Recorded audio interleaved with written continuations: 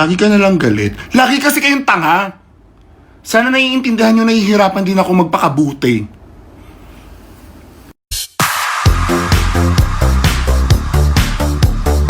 Nagpasabog ng intriga ang post ni Tuesday Vargas matapos maglabas ng tila matinding parinig. Agad itong pinag-usapan ng mga netizens na kanya-kanyang hula kung sino ang pinatatamaan ng aktres. At sa dami ng espekulasyon, lumutang ang pangalan ng social media influencer na si Sir Jack Argota bilang posibleng target ng kanyang pasaring. Your whole following is based on rage bait.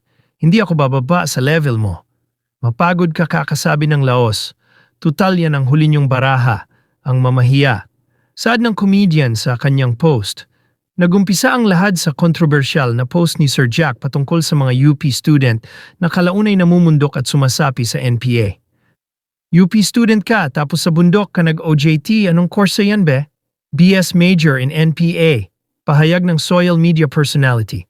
Pinalagan ito ni Tuesday bilang isa si iyang alumni ng nasabing eskwelahan.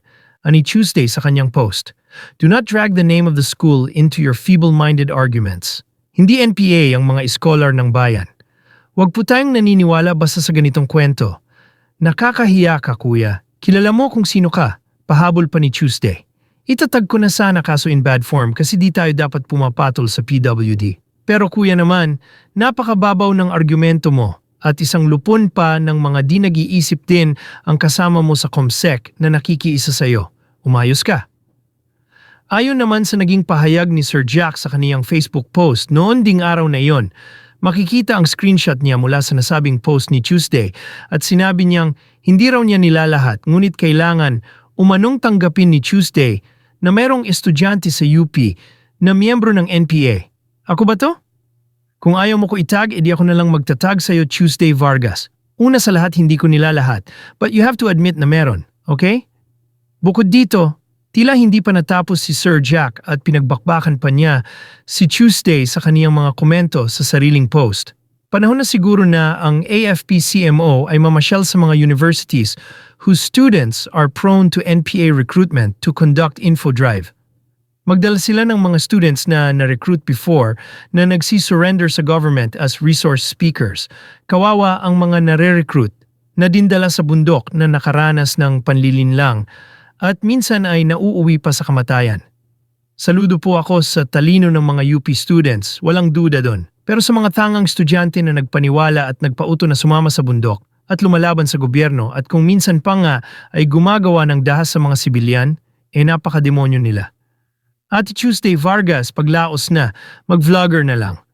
Tulad ng ginagawa ng ibang artista. Ayaw pa ako i-name drop no? Gusto niya siya pa i-mention? Feeling nakakataas sa lipunan yarn? Kapatid ko ngang babae UP graduate Pero hindi siya nauto ng mga NPA doon kasi aware siya dahil militar ang tatay namin. At ayaw daw niya umakyat ng bundok para doon mag-OJT kasi bukod sa mataas wala na daw babaan. Walang iyakan ate ha. Tuesday Vargas, content lang? Ate Tuesday Vargas, madami pong resibo nagkalat sa social media o kung Google. Try mo din kay ChatGPT, mas madami lalabas doon. Sila President Duterte at Pastor Quiboloy na lumalaban sa mga teroristang NPA, pinakulong nyo. Ate Tuesday Vargas, kaya pa ba? Scholar ng bayan no? Pero hindi nahihiya yung ibang estudyante na sumapi sa kasamaan. Elementary pa lang ako nababasa ko na ang mga NPA na yan sa libro. Sa Holy Child Catholic School pala ako nag-aral simula kinder hanggang high school.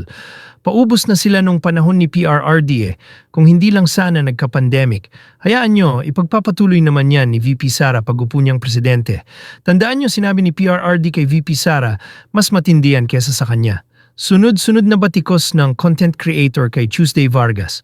Matapos nito, sinagot din naman ni Tuesday ang atake ng content creator at sinabi niyang hindi raw siya bababa sa level ni Sir Jack. Your whole following is based on rage bait. Hindi ako bababa sa level mo.